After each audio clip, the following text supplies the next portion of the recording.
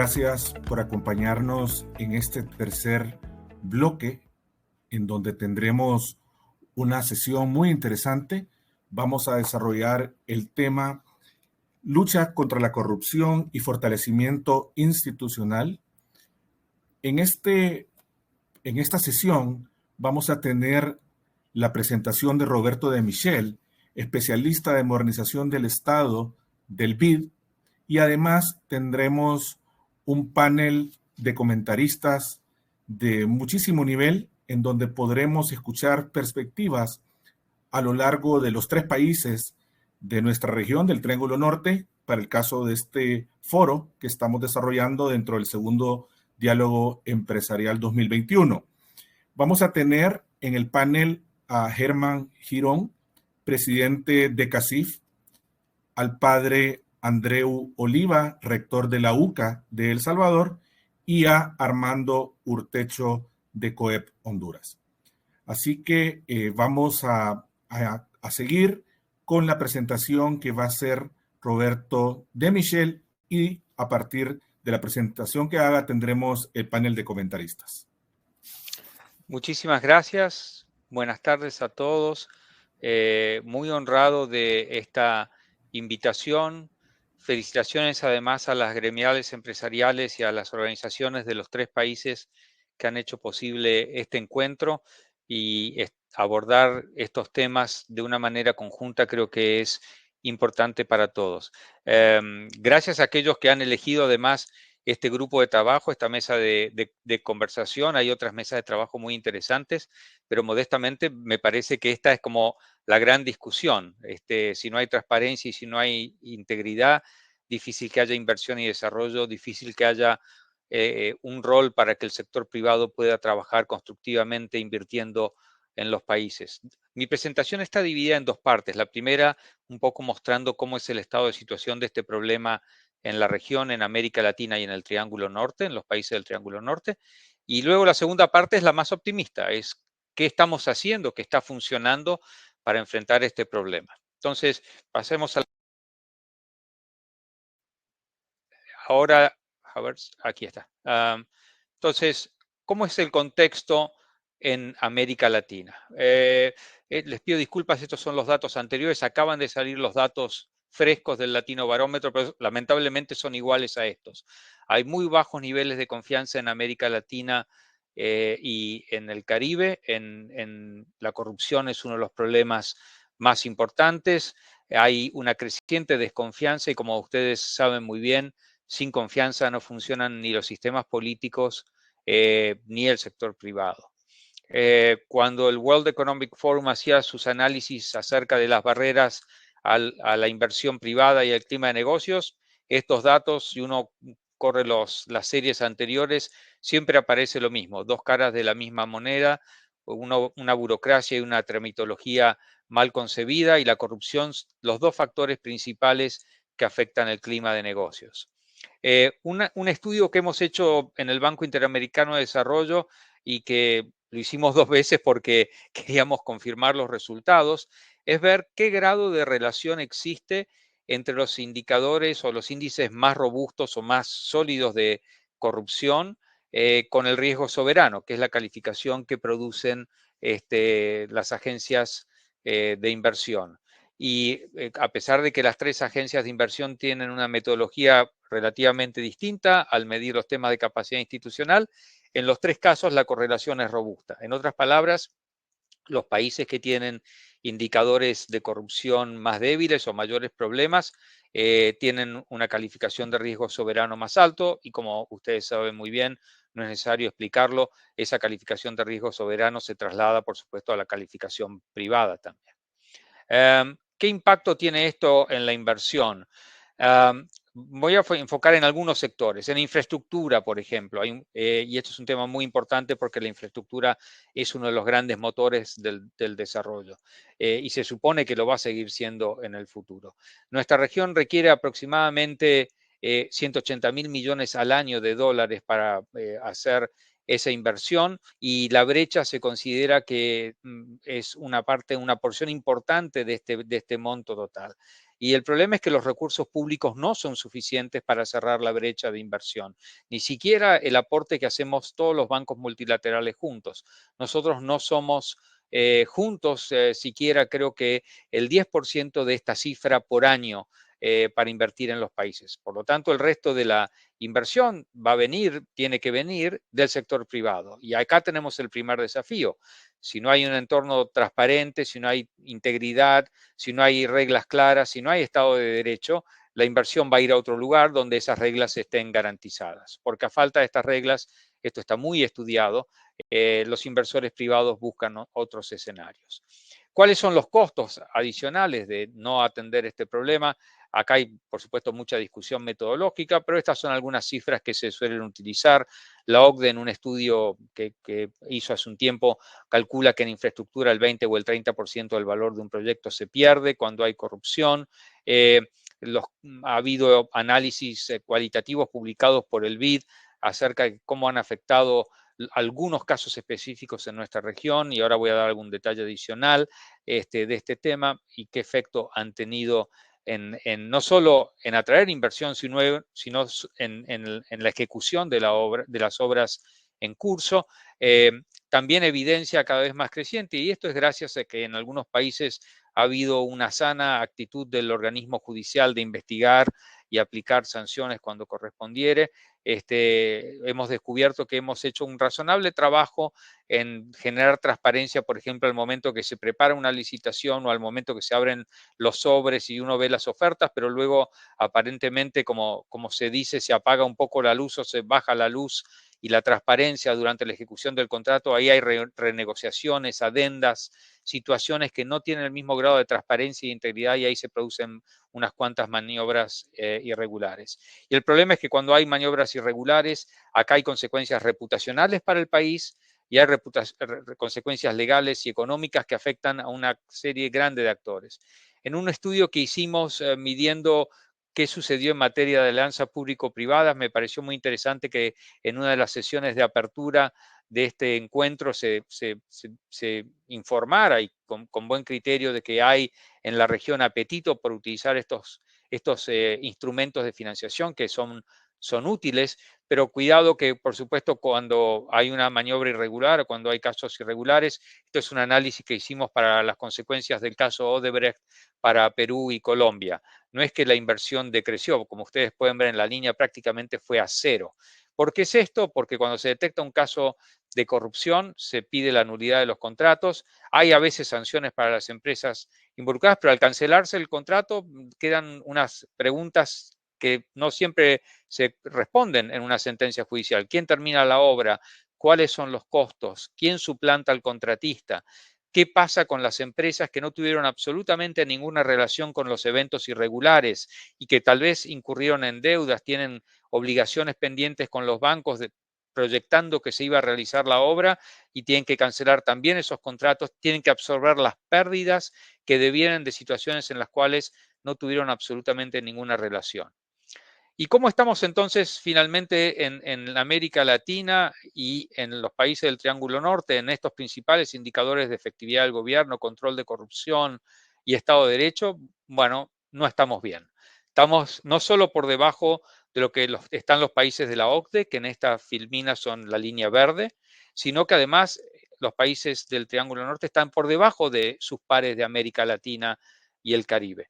El gris, rojo y amarillo son los países del Triángulo Norte. Como ustedes pueden ver en estos tres indicadores a lo largo de los últimos prácticamente 15 años de medición, se han mantenido por debajo de sus pares de América Latina y, por supuesto, muy debajo de sus pares de la OCDE. Entonces, la gran pregunta es cómo hacemos para cerrar esta brecha. Y lo que propone el BID a través de una serie de instrumentos, la Visión 2025 para reinvertir en las Américas y también nuestro marco sectorial de transparencia e integridad, es apoyar a los países en reformas de transparencia e integridad que estén alineadas justamente con esos compromisos internacionales, que mejoren las instituciones, promuevan la adopción de reglas claras para evitar el abuso de autoridad, incrementar la información de acción colectiva, es que tanto el sector público como el sector privado puedan todos ver qué pasa con los contratos, con las licitaciones, con el uso de los recursos, y por otro lado también asegurar la efectividad de los organismos de control. Y los organismos de control hoy en día, por ejemplo, tienen cada vez más un rol preventivo. A nadie le interesa realmente llegar a determinar que algo malo ocurrió. Todo el mundo entiende cada vez más las razones positivas que hay en prevenir, en generar mecanismos que alerten antes de que algo incorrecto ocurra. Les voy a dar acá una lista de algunos de este tipo de reformas que hacemos habitualmente con los países miembros del BID. Por ejemplo, con el sector público trabajamos mucho en la implementación de sistemas digitales para la regulación y prevención de conflictos de interés y declaraciones juradas patrimoniales interoperables. En algunos países, por ejemplo, estas declaraciones patrimoniales ahora se cruzan con registros de beneficiarios finales que permiten saber si, por ejemplo, hay una firma contratante que en realidad tiene como titular a una persona que es políticamente expuesta, a un funcionario público o alguien que tiene alguna incompatibilidad. Trabajamos mucho en reformas de simplificación administrativa y trámites en línea. ¿Para qué? Para simplificarle la vida al sector privado, para que haya menos oportunidades que en el contacto persona a persona haya una posible exacción. Por supuesto, acá hay que ser absolutamente claro y transparente. Esto es como se dice habitualmente, es como el tango. No solo el problema de la demanda, sino también el problema de la oferta de pagos indebidos, ¿verdad? Estamos trabajando muchísimo, y ahora voy a dar algún ejemplo concreto, en la adopción de plataformas georreferenciadas que le permiten a absolutamente todos, a los ciudadanos, al sector privado, al sector público, la información en línea, actualizada permanentemente de todos los recursos públicos que se dedican a la inversión y a la emergencia, por ejemplo. Mecanismos de integridad para contratos de alianzas públicos-privadas y algunos mecanismos integrales de compliance e integridad para el sector privado. Yo entiendo que, por ejemplo, ahora voy a comentar, Honduras y Guatemala tienen experiencia en este sentido. Voy al primer ejemplo, de tener plataformas georreferenciadas y ténganme un segundo de paciencia, creo que voy a compartir ahora mi pantalla. No sé si se alcanza a ver. Esta es la pantalla de la plataforma que hay en Paraguay. Entonces, cualquier persona puede ver la totalidad y de forma georreferenciada, si lo quiere, de las inversiones públicas que hay en el país. No solo de los recursos del BID, sino de los recursos de cualquier financiación internacional en cualquier sector, como pueden ver, con datos abiertos para bajarlos como quiera, las donaciones, los contratos, cómo estos recursos se distribuyen en manera percentual o a qué sector están yendo. Esto es una deuda que contrajo el Estado paraguayo de 1.6 billones de dólares para enfrentar la pandemia del COVID-19. Puede ver quiénes están, qué salarios se pagan, cómo se financia la ley. Puede conocer temas de integridad. Por ejemplo, acá se acceden a todas las declaraciones patrimoniales de los funcionarios involucrados en el uso de los recursos y se puede reportar cualquier situación irregular. Esto va directamente a la Oficina Anticorrupción y además todos los datos se pueden bajar, son datos abiertos. Uno, si se mete en esta parte de los contratos, puede ver la historia de cada contrato en particular para esta fuente y como se ve aquí lo desarrollamos junto con Open Contracting, en fin, con una multiplicidad de organismos y de funciones. Este tipo de plataformas están presentes en este momento en una docena de países de América Latina del Caribe, en Argentina, en Paraguay, en Perú, en Costa Rica, en República Dominicana, en Jamaica, en fin. Este tipo de plataformas han demostrado ser muy útiles para mostrar a los ciudadanos dónde están yendo los recursos. No sé si se sigue viendo mis slides, mis presentaciones, pero por las dudas creo que la puedo poner aquí nuevamente para mostrarlas a todos. Ahorita no se ve, Roberto. No se ve, entonces creo que se desconectó. Ahorita sí, ahorita sí. Ah, ahora sí, perfecto, Está gracias. bien. Muy bien, gracias. O sea, ahí está donde están, en qué países le estamos haciendo, por supuesto, a total disposición de los países del Triángulo Norte cuando la quieran implementar. Esto está vinculado también con una segunda idea que quiero mostrar, que es todo lo que estamos trabajando en el diálogo empresarial de las Américas. Esto es, ¿qué estamos haciendo con el sector privado? Acá dos ejemplos. Con CONFIEP de Perú, que vendría a ser el equivalente al CACIF, si me permiten la comparación, es la gremial de gremiales del sector privado en Perú. Estamos reestructurando completamente los mecanismos de integridad del sector privado, no solo con un nuevo código de integridad, sino que también ese código de integridad lo estamos luego ajustando sector por sector. Y el nuevo mecanismo va a tener un sistema de consulta para que el sector privado sepa, por ejemplo, qué tipo de situaciones son aceptables y qué no son aceptables, pero también un mecanismo de denuncias. Cuando alguien del sector privado crea que hay alguien que está haciendo algo que no debe del sector privado. Estos son mecanismos que son muy importantes porque a veces pareciera que el problema está solamente de un lado del mostrador, pero creo que es muy importante que el sector privado, digamos, tome un rol preponderante en este asunto y también se encargue de regular a los actores del sector privado. Aquí tuvimos, por ejemplo, así como en la plataforma Mapa Inversiones, tuvimos la ayuda y tenemos la ayuda de empresas como Microsoft en ayudarnos a estructurar sistemas de información interactivos. Por ejemplo, en el caso de la plataforma que les mostré de Paraguay, en este momento ya tiene una plataforma automática de banderas de alerta en fraude en adquisiciones, una plataforma que es transaccional, se activa antes de que se haga la compra, de forma tal de que si hay algo prohibido no se pueda comprar. Y en este caso, en el caso de Perú, contamos con la asistencia de ADVAMED, la Asociación de Proveedores Médicos Internacionales, que nos está ayudando con reglas de integridad para el sector de salud. Con la Asociación Bancaria de Panamá y la Superintendencia de Bancos estamos haciendo unas reglas de integridad para el sector bancario, antisoborno, en fin, como parte del diálogo empresarial de las Américas, estamos avanzando en apoyo al sector privado para este tipo de mecanismos. Algunas publicaciones destacadas de lo que yo acabo de decir y que les pueden servir a ustedes luego para consultar. Vivimos produciendo análisis de qué impacto tienen entonces en estas reformas que promovemos en el sector público y en el sector privado. Son todas publicaciones, están a disposición de ustedes. Por ejemplo, con la OCDE acabamos de publicar hace una semana la actualización del manual sobre beneficiarios finales, una de las reformas más importantes en temas de transparencia financiera y fiscal. Vamos ya por la segunda versión.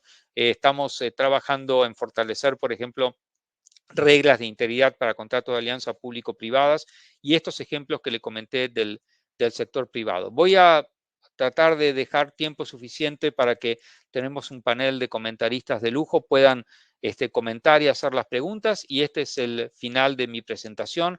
Así que muchísimas gracias de nuevo por la invitación y a disposición de ustedes.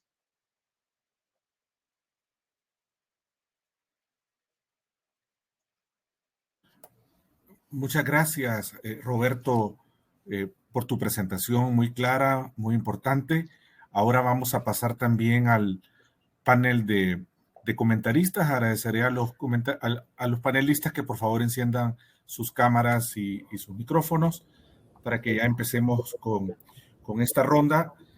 Y mencionar justamente cuando Roberto nos menciona de que ciertamente el problema de la corrupción está presente en el Triángulo Norte.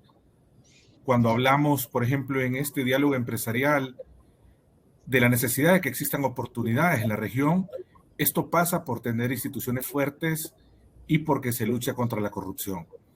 Y por eso estamos conversando en este panel y justamente es lo que vamos a empezar a conversar con todos ustedes. Y si quieren la primera ronda, vamos a dar a cada uno de los panelistas unos 5 minutos alrededor de que nos den sus comentarios, sus apreciaciones sobre la presentación que nos ha hecho Roberto de Michel del BID.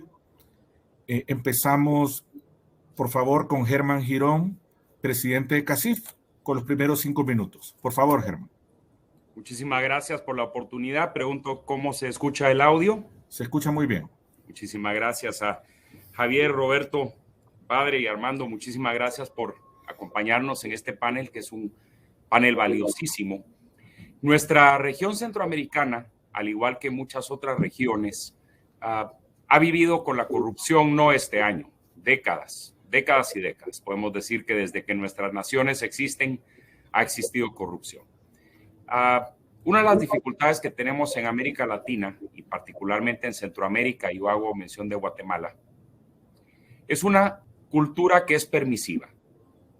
Una cultura permisiva, una interpretación diferente de qué es ética o qué es corrupción en cada una de las personas. Y creo que uno de los grandes pasos que se mencionó en la presentación es entender un poco los conceptos de cómo la sociedad empresarial valora o clasifica la ética qué comportamientos son permisibles y cuáles no.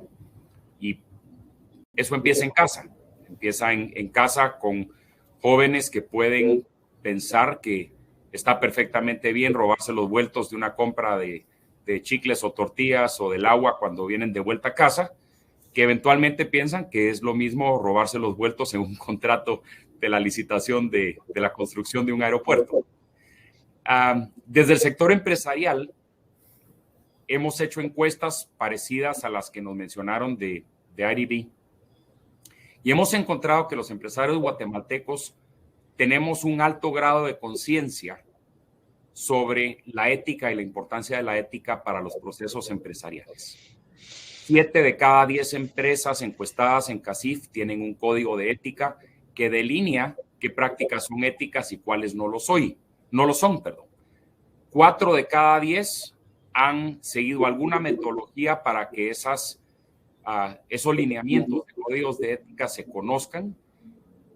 3 de cada 10 tienen un mecanismo de denuncia y hacen parte de su día a día el promover la ética. Pero ese gobierno corporativo que en algunas latitudes es muy común, en todos los países de América Latina tiene diferente grado de penetración. Entonces, creo que empezamos generando conciencia sobre qué es ético y qué no es ético, y después tenemos que trabajar desde dentro hacia afuera. En el sector privado, representado en CACIF, por ejemplo, los representantes ante las diferentes entidades del sector público o descentralizadas han solicitado como parte de un esfuerzo este año que cada una de esas instituciones implemente un código de ética y una metodología de transparencia. Esos esfuerzos arrancan y tardan y requieren esfuerzo en convertirse en realidades. Y más que hablar de estos resultados que hemos tenido, yo quisiera dar la oportunidad, creo que tenemos un riquísimo panel y ese es uno de los temas que yo quería compartirles, esa iniciativa del sector privado, que nuestros representantes soliciten la implementación de códigos de ética donde participamos, pero hay algunas otras que podemos regresar a ellas. Gracias por estos primeros minutos. Muchas gracias, Germán, y creo que en efecto se plantea un tema que es clave y es cómo empezar a avanzar en tener estos códigos de ética y de integridad en el sector privado. Ya muy bien decía antes Roberto que este tema lo tenemos que trabajar tanto desde el sector público como del sector privado, y esta es una medida muy importante para generar esas alertas tempranas, ¿verdad? Y también generar toda esa prevención. Ahora le vamos a dar la palabra al padre André Uliva, rector de la UCA en El Salvador, para que por favor, padre, nos pueda hacer sus comentarios y apreciaciones sobre la presentación que ha hecho Roberto de Michel en esta primera ronda, teniendo 5 minutos, padre, por favor. Muchas gracias, Javier. Bueno, yo quisiera iniciar con un comentario del Papa Francisco, una frase del Papa que muestra el fenómeno de la corrupción y sobre todo el mal que, como ya ha señalado Roberto de Michele, es importante, ¿no? Y decía el Papa, ¿cuánto mal le hace a nuestros pueblos latinoamericanos y a las democracias de este bendito continente ese virus social? La corrupción es un fenómeno que lo infecta todo, siendo los pobres y la madre tierra los más perjudicados. Yo creo que es importante que veamos la corrupción como un mal que afecta a la sociedad y destruye también principios fundamentales de la dignidad humana y de las relaciones sociales. De Michele nos ha mostrado el costo de esta cultura de la corrupción, el daño que hace tanto a la sociedad como a las empresas y como al mismo gobierno, y cómo impide el desarrollo, dificulta la generación de empleos, dificulta las inversiones, genera algo que es terrible, que es la desconfianza social, ¿verdad? Y de hecho podríamos decir que es escandaloso que 1/3 de la población en esta encuesta Latinobarómetro acepte haber pagado un soborno, y que por el otro lado vemos la otra cara de la moneda, que esta cultura de aceptación de la corrupción, de tolerancia ante la corrupción, pues genera que 3/4 partes de la población manifieste tener poca confianza en los gobiernos, ¿verdad? Y, por tanto, vemos que este fenómeno pues es generalizado más en Centroamérica que en el promedio latinoamericano, pero que estamos a mucha distancia de los países de la OCDE. Realmente es el tercer lugar considerado por la población como los principales problemas para los latinoamericanos. También es importante el tema de la educación. Yo creo que se ha mostrado en la gráfica que los países con mayor nivel de educación son menos tolerantes a la corrupción. Por tanto, será bien importante en las medidas para luchar contra la corrupción el fortalecer el sistema educativo y los niveles de educación de una sociedad. Por otro lado, a mí me parece que es bien importante que no dividamos a la ciudadanía o a la sociedad en dos grupos.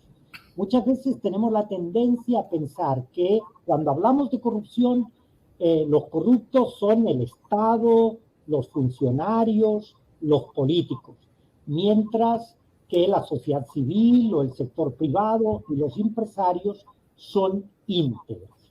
Creo que esto es un grave error porque nos lleva a dar siempre que la culpa está en el otro lado del mostrador, como nos decía De Michele. Tenemos que reconocer que tanto en un lado como el otro hay gente e instituciones que son íntegras, y también en ambos lados hay gente e instituciones que son corruptas, porque la cultura de la corrupción está en el conjunto de la sociedad y pues hay una dinámica de los corruptores, de los corruptibles, y todos son responsables del problema, ¿verdad?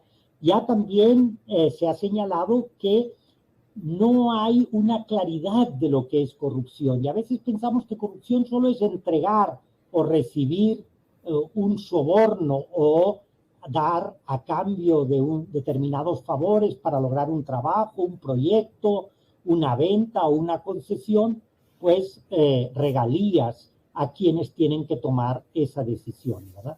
Yo creo que tenemos que ampliar el concepto de corrupción a cualquier forma de extraer o apropiarse de los recursos que son públicos, recursos que le corresponden a la población en general, ¿verdad? Y que son especialmente de los pobres, como decía el Papa Francisco, porque ellos son los que más necesitan que el Estado les ofrezca aquellos servicios de educación, de salud, de protección social, ¿verdad?, que por su propia cuenta no pueden tener, ¿verdad? Y por eso muchas veces hay algunos temas que no se consideran corrupción y que lo son. Por ejemplo, la evasión de impuestos o los recaudadores del impuesto del valor agregado apropiarse de eso en lugar de entregarlo al Estado, incumplir las leyes tributarias tratando de saltar esto. Y esto es importante porque también hay en la población latinoamericana una cultura anti-impuestos, y siempre vemos los impuestos como algo negativo, incluso pues que limita el hacer buenos negocios, y esta evasión de impuestos, ese incumplimiento de las leyes tributarias causan un enorme daño a la sociedad porque privan de esos recursos al Estado para que haga el servicio que debe hacer a la sociedad, ¿no?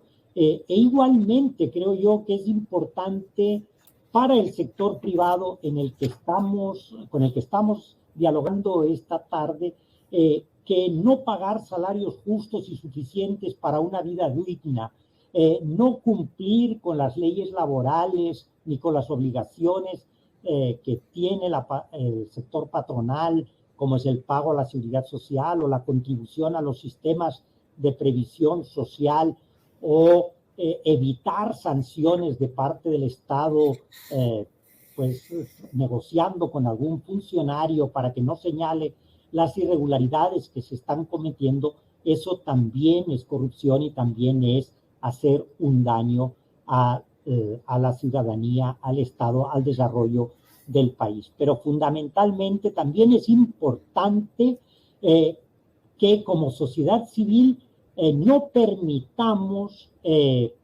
esta cultura de la corrupción, luchemos contra ella en todos los aspectos, comenzando por la propia casa, y en la academia, como diré, si hay oportunidad, tenemos también una gran labor, y exigir al Estado la transparencia y la rendición de cuentas. Y por eso esos ejemplos que ha planteado Roberto de Michele me parecen muy, muy necesarios e importantes para esta lucha contra la corrupción. Muchas gracias, Padre Andreu. A continuación, le cedo la palabra a Armando Urtecho, director ejecutivo de COEP, para que en 5 minutos nos pueda dar sus comentarios y apreciaciones de la presentación de Roberto de Michele. Por favor, Armando. Muchas gracias, Javier. Estimados amigos, bueno, para el COEP, aquí en el sector privado de Honduras, la corrupción es uno de los más grandes males que afecta a la sociedad hondureña. Es notorio el costo político, social y económico que acarrea la corrupción. Compromete la legitimidad política, debilita las instituciones democráticas y los valores morales de la sociedad, además de generar un ambiente de inseguridad en el mercado económico. El sector privado actualmente ha comprendido que la corrupción distorsiona la competencia leal y las reglas de una economía de libre mercado.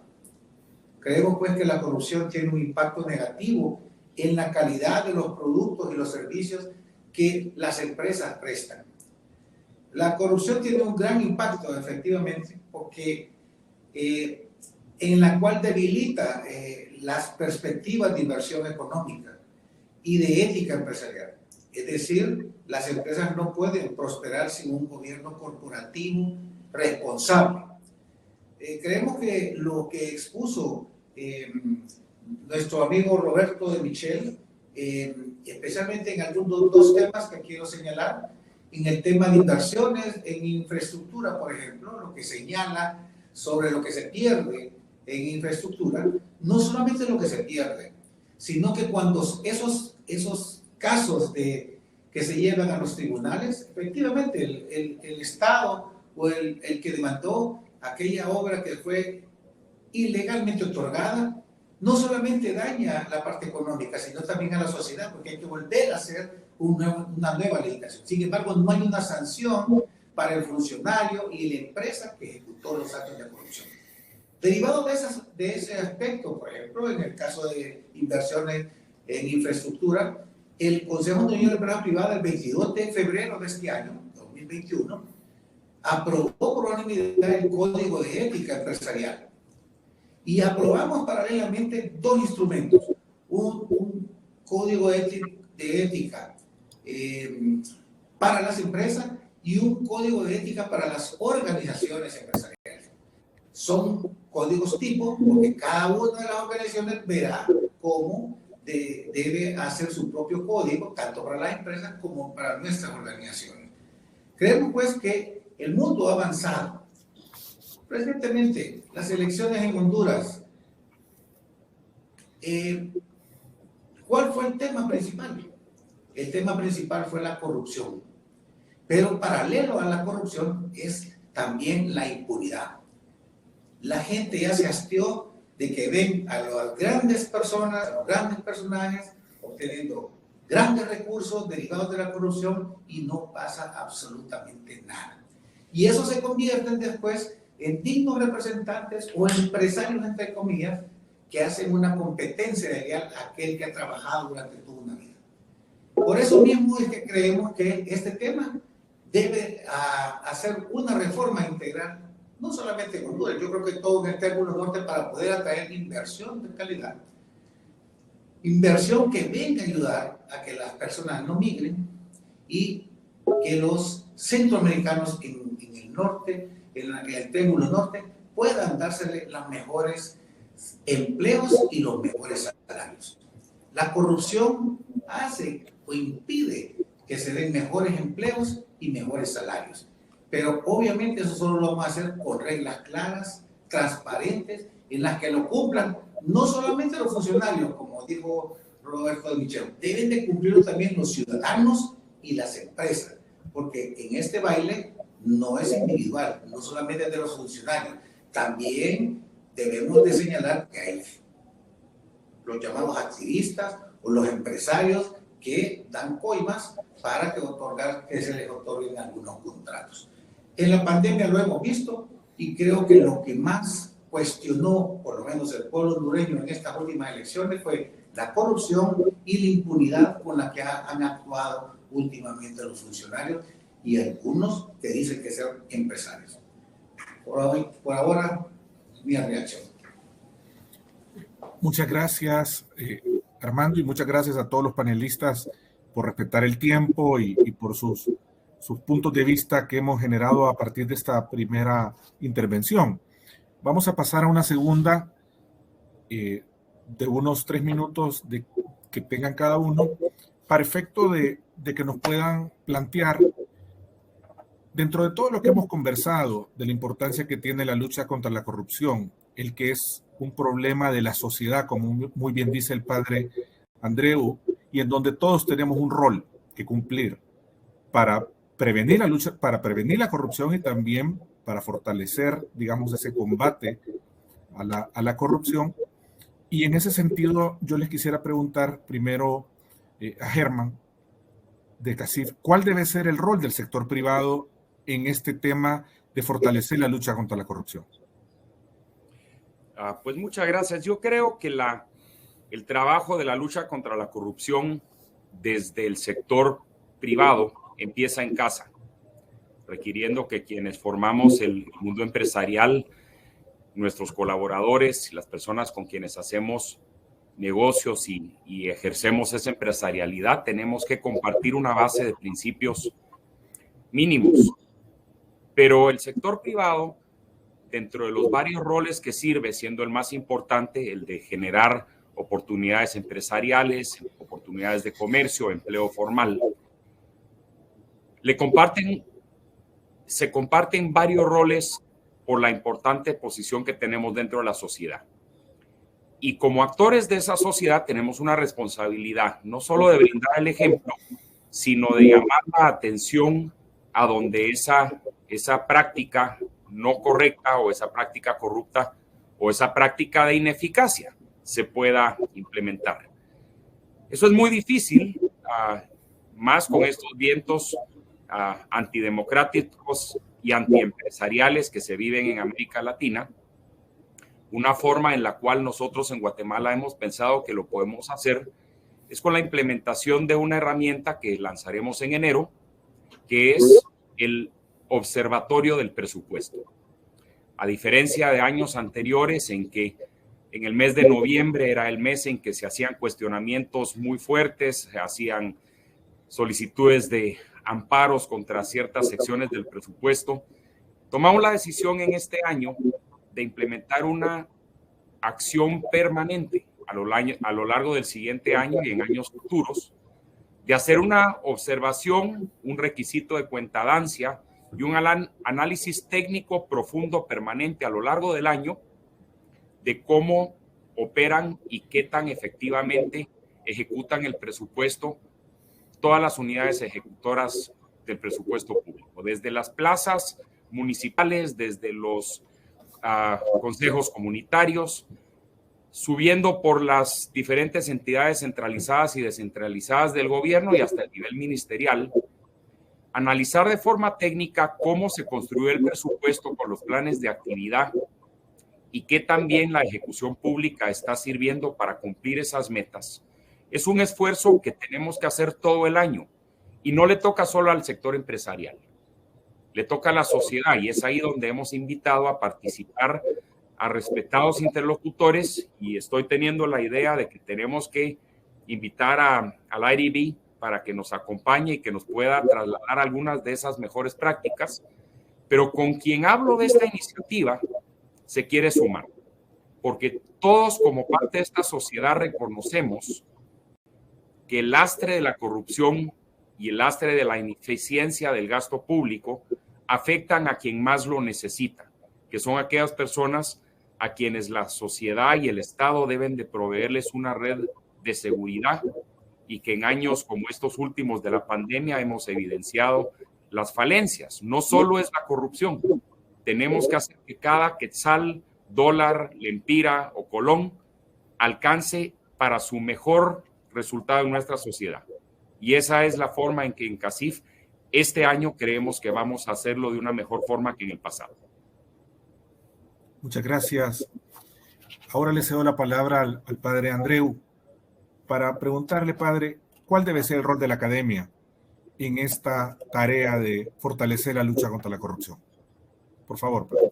Gracias. Yo creo que todas las instituciones de una sociedad y todos los ciudadanos tenemos que comprometernos en cambiar esa cultura de la corrupción por una cultura de la integridad y la transparencia, ¿verdad? Creo que el avanzar hacia sociedades más transparentes y gobiernos más transparentes es una necesidad y debe ser la sociedad en su conjunto la que exija a sus autoridades que están allí porque la ciudadanía las ha elegido, ¿verdad? Para que gobiernen el país, para que decidan las políticas públicas, para que utilicen los fondos públicos no para su beneficio, sino para el beneficio de la sociedad. Ya hemos visto en las diapositivas la estrecha relación que hay entre transparencia y corrupción, ¿verdad? Cuanto hay más transparencia, hay menos corrupción y viceversa. Cuanto menos transparencia, tendremos más corrupción. Por tanto, yo creo que la exigencia de la transparencia es algo bien importante. Yo creo que además todos debemos hacer un buen examen de conciencia y en ese sentido celebro las iniciativas que han presentado el CACIF y el COEP, ¿verdad? De comenzar a generar en la propia casa esa cultura de la ética a través de los códigos de ética, de fomentar esas actitudes éticas en todas las instituciones. ¿Qué nos corresponde propiamente a la academia? Desde mi perspectiva nos corresponden tres aspectos fundamentales. Primero de todo, formar a los futuros profesionales en esa cultura de la integridad y la transparencia.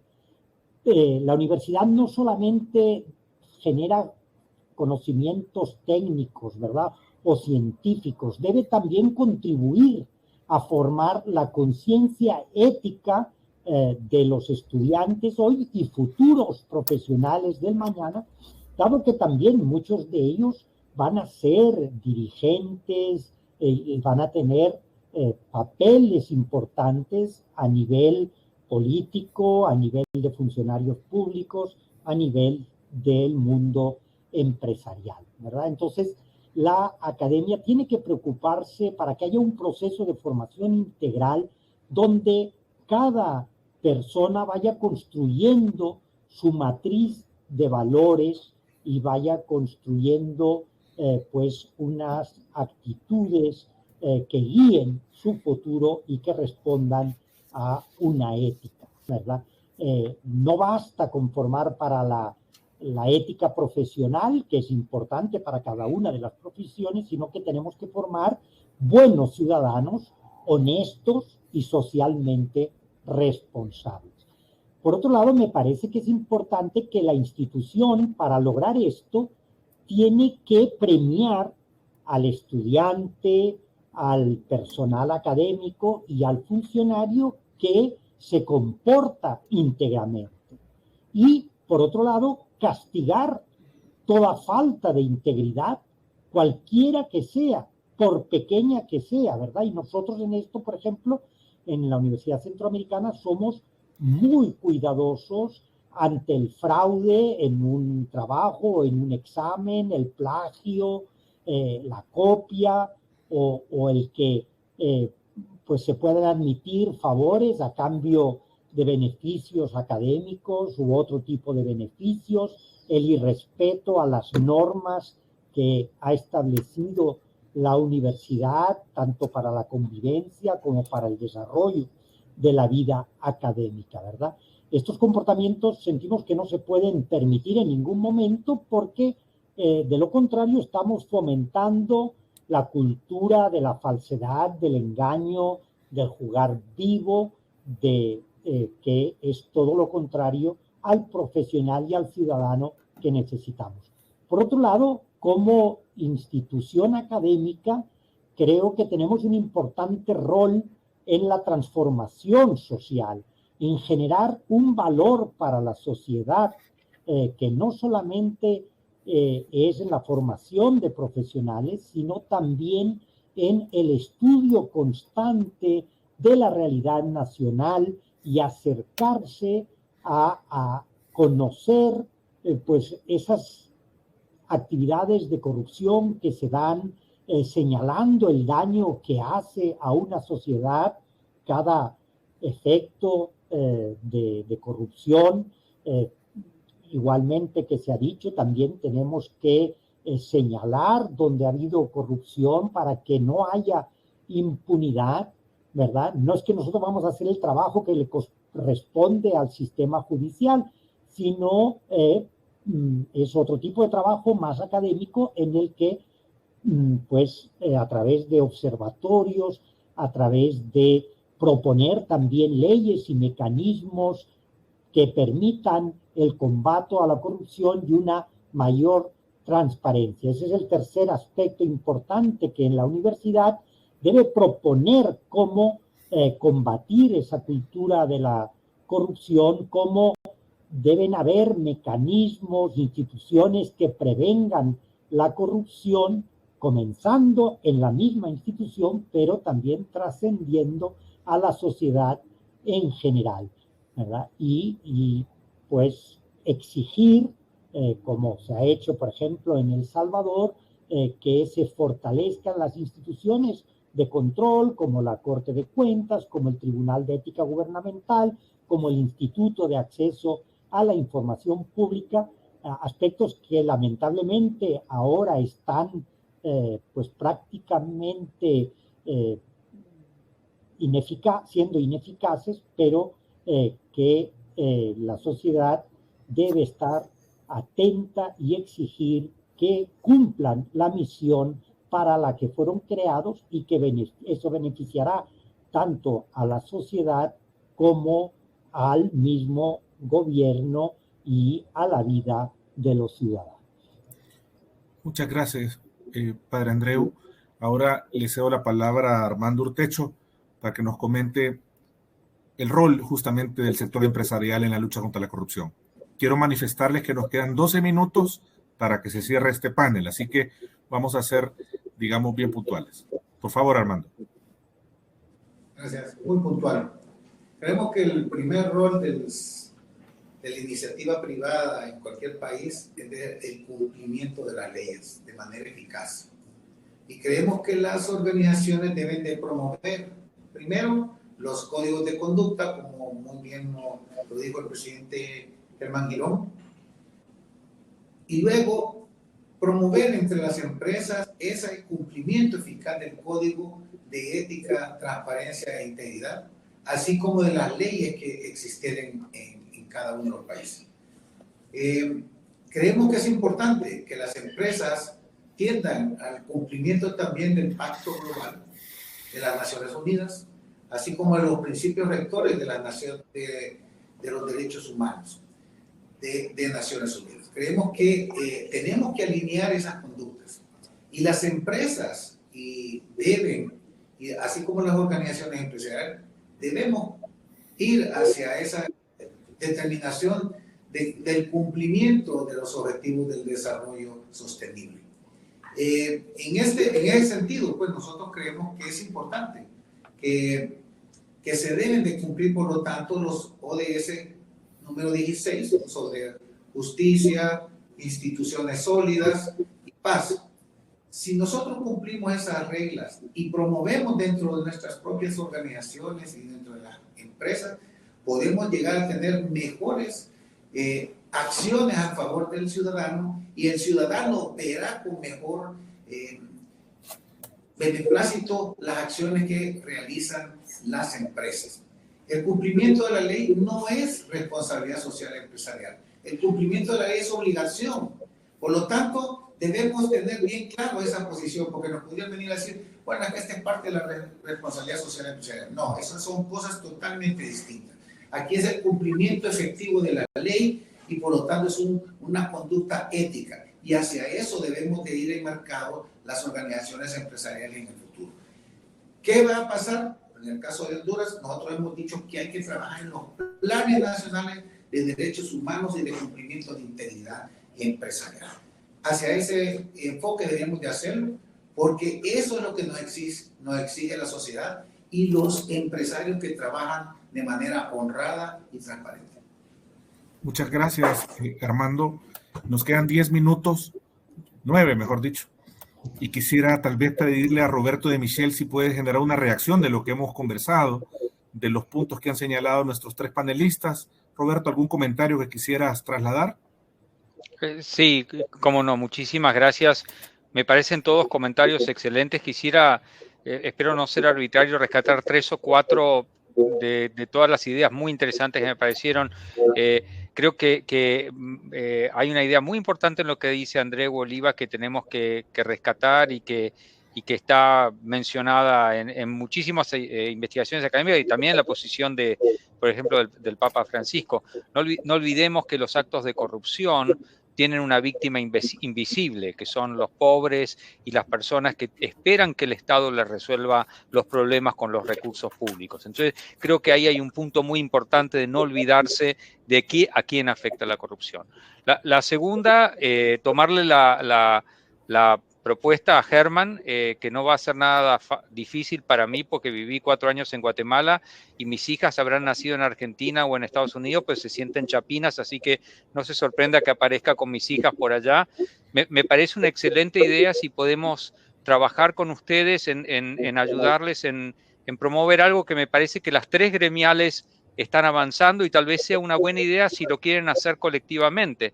Es ver cómo esas reglas de integridad son reglas comunes de las 3 gremiales y que se focalicen no solo en la parte de la adopción de las reglas, sino ver cómo empezamos a compartir mejores prácticas.